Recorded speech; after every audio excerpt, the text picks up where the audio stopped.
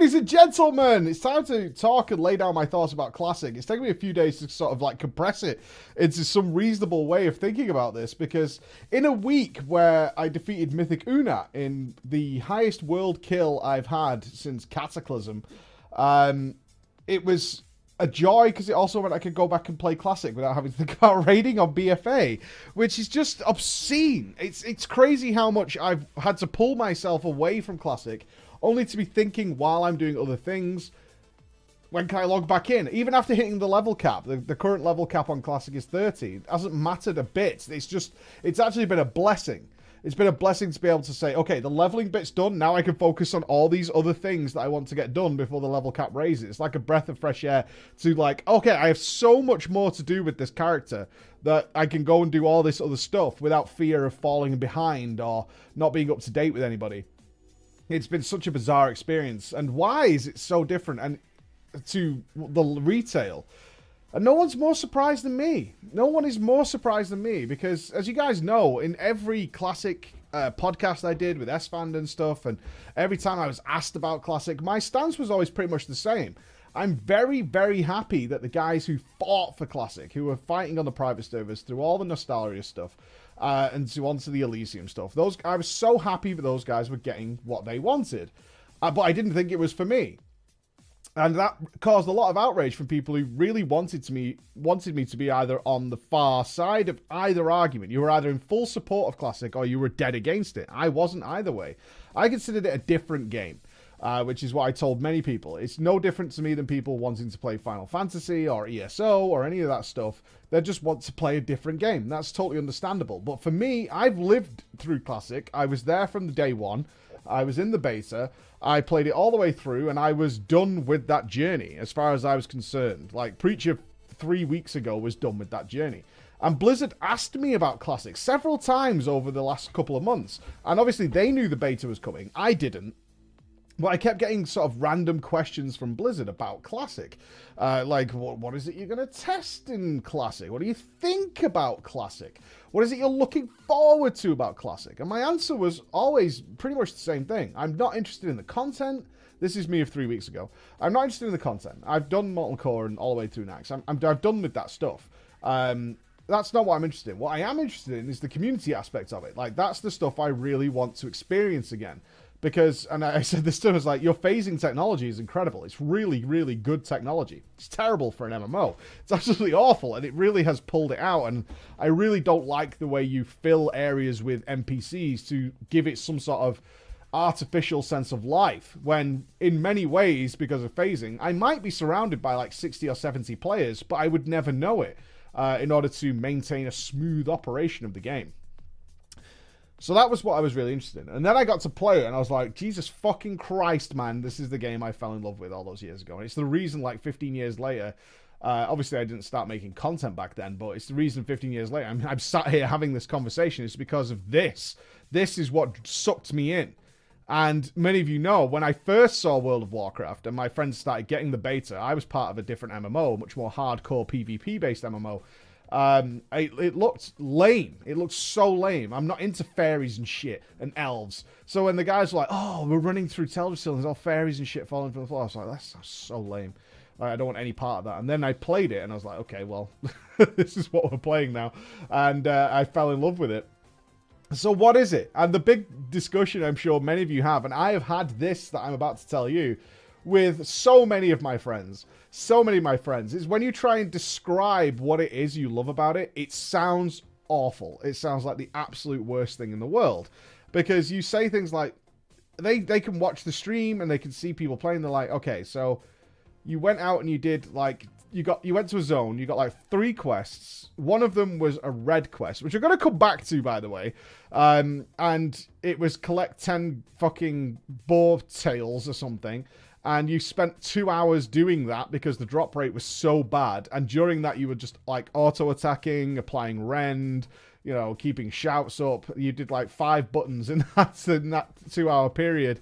And then eventually you got them and went back. And it sounds awful. It's like, that's, if you put it that way, it's, again, it's how you spin it. And context is absolutely everything. If you spin it that way, yeah, it sounds terrible. But I had the best time.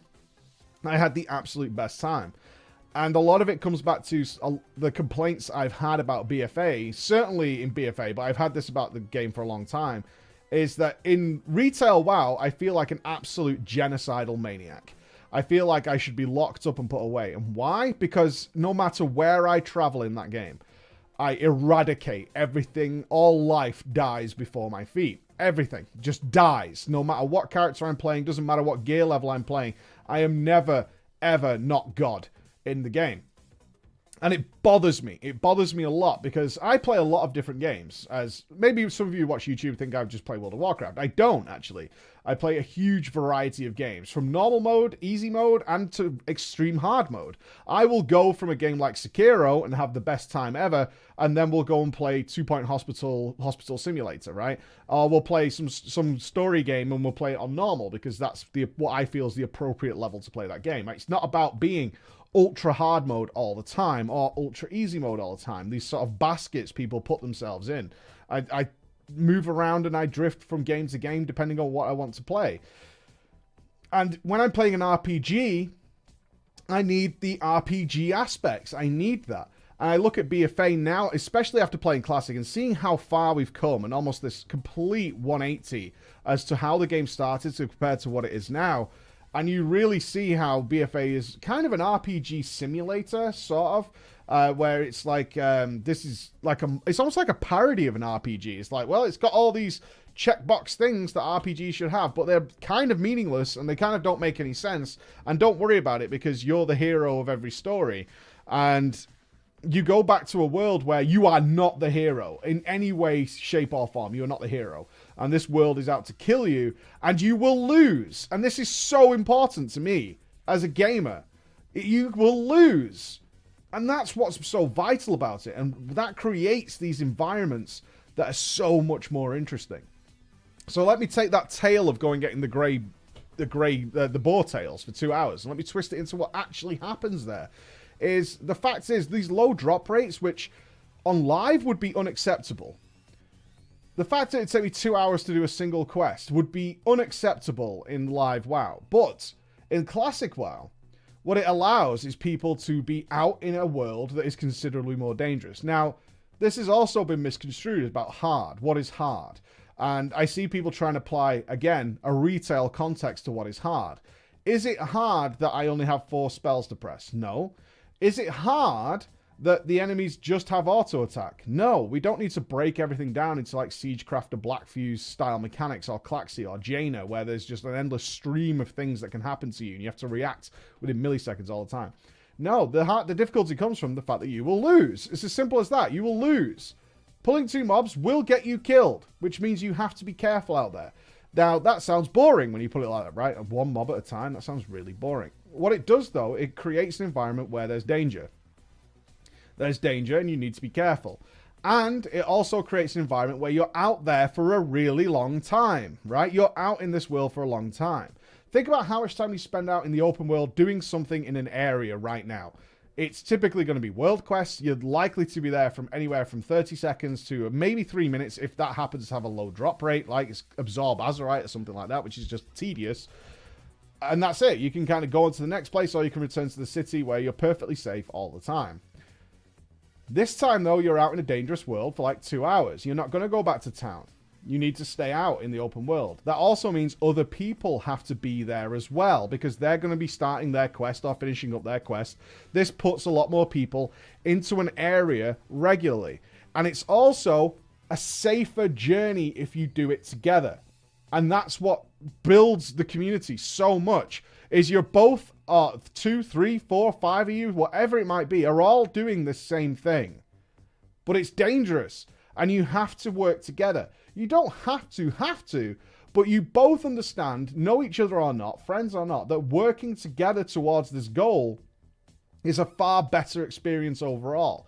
It's a much safer journey, and you start helping each other. You start providing foods and buffs to each other. You start saving people when they're going to die.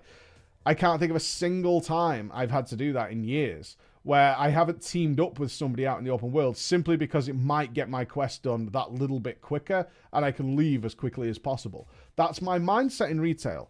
Out in Classic, Many times you stick around for a little bit longer and help that guy out because you know he's going to be in a really tough situation should you leave. And because you're out there in the open world and the quests are so few, and this is what helps as well, the quests are so few that you're probably going to be along the same path for the next little while. So you might finish off these bear tails, but then you say something like, do you have this one? Yeah, I have this one. Let's go. And that's what happens every single time. And it's just amazing. It's so much better to play that way because it's not about just the combat, like putting things into their own little boxes. Like, this is the combat, this is the quest system, this is this, which is how we have to look at retail. We have to look at it that way because everything is broken down into those components.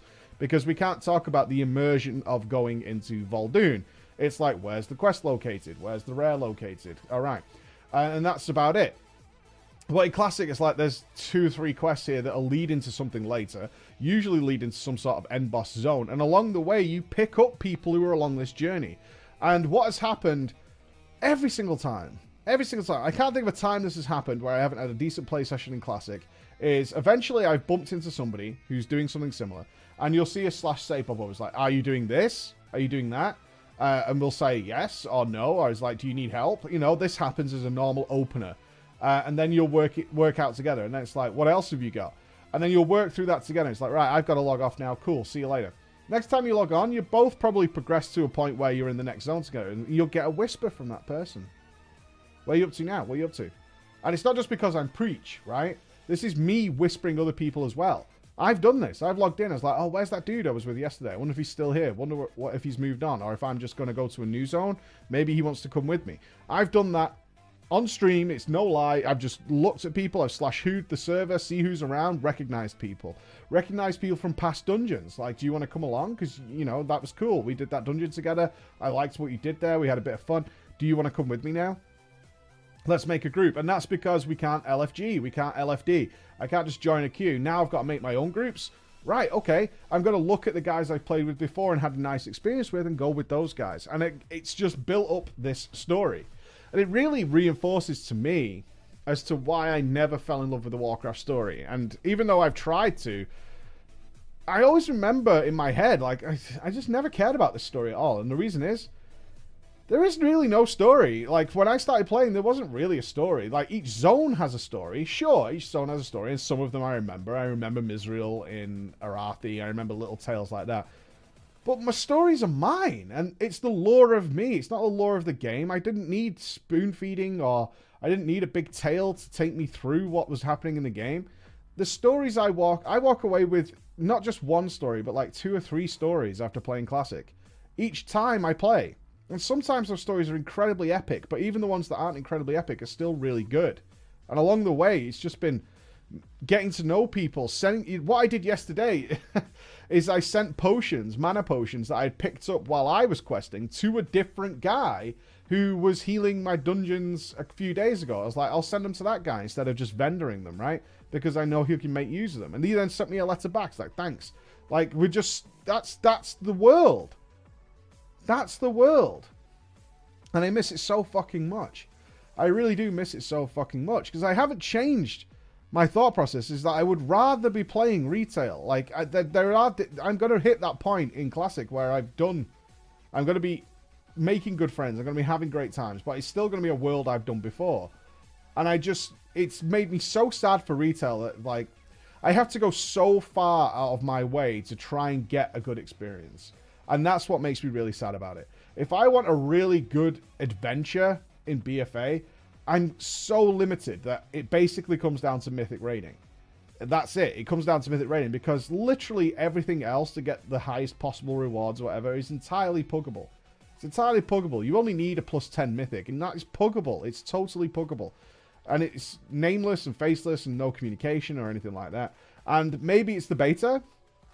People are being extra nice on the beta, but everything that I've experienced has brought up the memories that this is how it was when it wasn't a streamer thing, when it wasn't something that was a niche thing or a nostalgia-driven thing. This is how the game was for me originally. Like, that's what I've remembered. It's like, this is the stuff I used to do. Sending potions to people who I'd done dungeons with, that was something I used to do.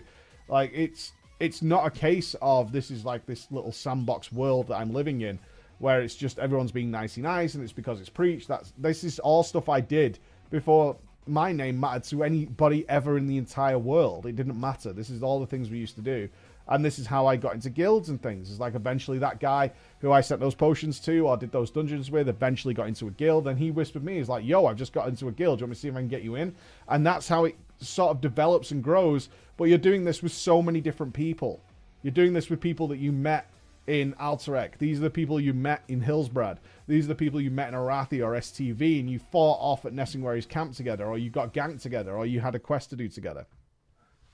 It also, coming back to this danger element, it's actually been strange to me to see the game giving me quests and objectives that aren't immediately doable. I can't remember the last time in World of Warcraft the game gave me a challenge that wasn't immediately doable in terms of difficulty.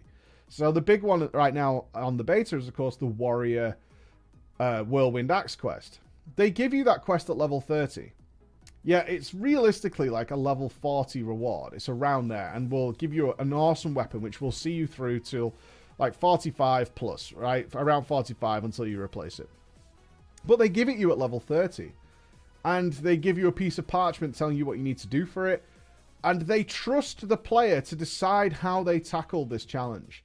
They entrust the player to figure out, are you going to try this now? Because you can do this now. Because everyone's doing it on the beta. It is totally possible, and it happened back in Classic, is people would organize teams to go and get this done. You can do that. Or you can be more solo with it, and you can do it over a period of the next 10 levels. You can kind of work your way through it and figure it out, and ultimately you'll get a great reward. But it's down to the player to choose their adventure. Here's the choice. Here's the objective. Is it possible to do this on your own right now? No, it's not. But here it is. And if you can figure it out and you can go on a journey or you can do something to sort this out, then you can do that.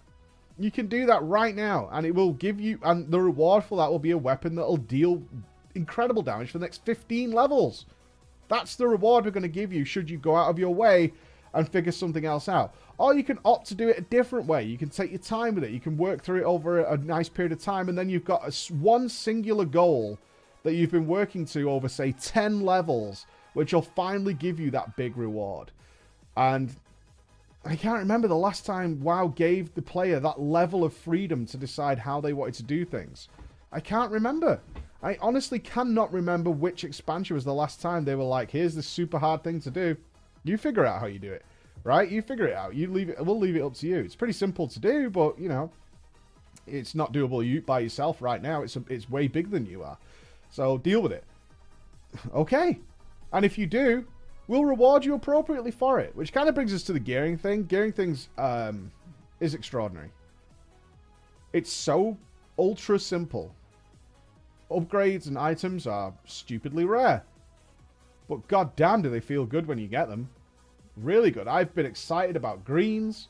I've been so excited about greens. Like getting a really nice green with mail. It has to meet so many criteria. And this is the thing that I think retail has lacked for a few expansions now. Is it has to meet so many criteria to be awesome. And I showed this in the tanking video I did. Is there are lots of one-handed weapons out there. Some of them are strength. Some of them are agility. Blah, blah, blah. Swords, axes, maces. But I need not only that, I need that to be of a certain speed and a certain type in order to really fit my criteria, or it doesn't work.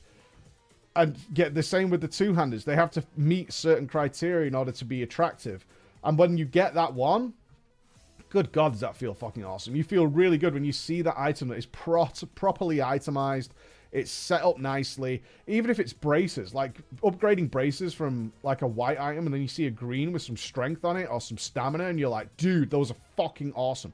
And the reason they're awesome is it's an immediately noticeable leap forward. It's immediately noticeable. You start surviving that little bit longer. You start seeing these crits go that little bit higher. And that's a big advantage of another complaint I've had about BFA. I mean, everything I've been arguing about with the BFA and Legion is all becoming back to me now as to why I find this stuff problematic. And again, it was highlighted in the tank video, is, yes, the gameplay is much slower, but the advantage is I know exactly what my character is doing. I know exactly what's happening. I know which, because there's white hits and there's yellow hits, right? And I can only do one ability per global to attack this enemy. I don't have procs and all this nonsense just constantly clobbering at targets, these random procs. And you guys should know how much issue I take with Blizzard just giving us items that do random amounts of damage and saying, well, technically your DPS did go up. It did, but it's nothing to do with me, and I can't tell it's happening.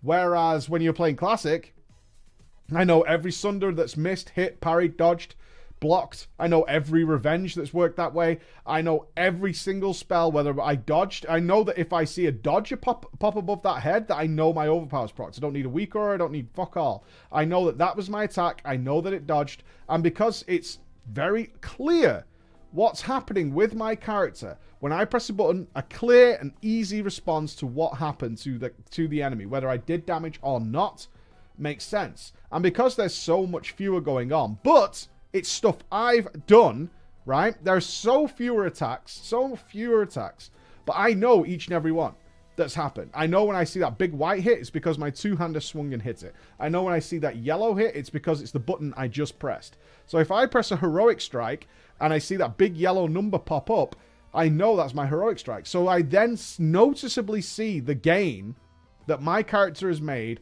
in terms of his damage from those braces, because I'll see a larger number appear when I pop that execute. That big yellow execute pops up, and now it's like doing 500 plus damage. It's like, whoa!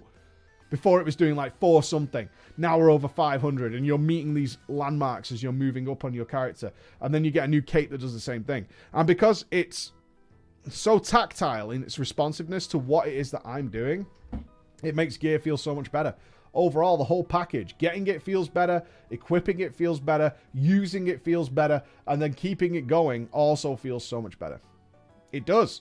A simpler system, like we've been asking for. I've been asking for a long time. Stop stacking us up with procs and fireworks. And I compared it to a little bit like Risk of Rain, where you can get so many automatic weaponry that you can stand still and all your automatic shit will just destroy things around you. And it's not that fun. It's not fun. It might look flashy and amazing and all this kind of stuff. It might look like an entire fireworks display shooting off, but it's nothing to do with me in any way. And now just having a very straight one-to-one tactile feedback over what happens compared to what I did. I know that when I go for a hamstring and I see dodge, I know I know that just from the yellow word that was my hamstring that dodged, right? And if I compare it to live, I don't know. If I fire some attacks at an enemy, and any character I have, I see a whole slew of numbers pop up from all difference, from thousands to hundreds and all this kind of stuff. And I'm like, I don't really know what's doing that damage. I have no idea. I have no idea what's doing that damage. And it really highlights how problematic that is in terms of creating a good gameplay experience, because you need to know what your character's doing. There isn't much to dislike here. I really do still wish I would like to play retail, but retail has a lot of work to do. And my biggest fear is, as many have said, my biggest fear is that Blizzard might, and this is my biggest fear, this is like being ultra pessimistic about things, is Blizzard might look at what's happening here and say, right, we can go, all the really hardcore guys who like RPGs like heavily, they'll go to Classic, right? And that means for the guys who stay with BFA and stay with whatever Blizzard's current plan is for retail, is that they will make that ever more casual and mobile phone game friendly. Because a lot of stuff in retail is ripped from mobile phone games at this point. And we've looked at the 8.2 zones, and again, you're God in those zones. As soon as you arrive, you're eradicating everything in sight. Like, the limitations are artificially enforced by gating. There's nothing stopping you from just wiping out the entire fucking zone when you go to Najatar or to Mechagon. You can just destroy everything in sight. And I can't do that in Arathi Highlands. One day I'll be able to, but it's going to be a while. But I can't do that in Classic. It's just not the case. I turn up in an area, a new area, like the new zones would be, and in Classic it'll be places like Lights Hope Chapel and stuff like that, and it's like, you're not winning there. You're going to get your ass kicked. You've got to be careful. You've got to play out, and that adds so much to it. It really does. But they might make live a bit more casual friendly, because they'll push the guys who like the RPG stuff over towards Classic. And it will divide the player base, undoubtedly. This isn't going to be for everybody. For the people who've joined and really like being God, for the people who've started playing WoW in the later years and they like being God, they like being the master of their the master of everything. They like not failing, right? Because as I said, you really do have to go out of your way to bump into difficulty in retail. You have to go out of your way to do that. And those guys will, maybe some of them, I mean, there's always going to be some crossover, but some people will just go to Classic and be like, this sucks. This really sucks. Because they're going to look at it through the eyes of a retail WoW player, where it makes no sense that a wolf can kill you, right? This doesn't make sense. I just was eradicating a camp full of Naga just 10 seconds ago. Why am I dying to a wolf now? What is this game? People will have that mentality, and for them it won't work. But there'll be some players who are like, oh, I get it. I get it. I get it. And that divide's going to be interesting to see how it plays out going forward. But here we are. Right now, I'll play Classic every single day and leave retail to raiding with the guys. Because I still love that. That's still fun. But at the moment, Classic's just a better video game, in my opinion. And that's my summary on it. It's a better video game. Thank you so much for listening, guys. I'll see you again. Bye-bye.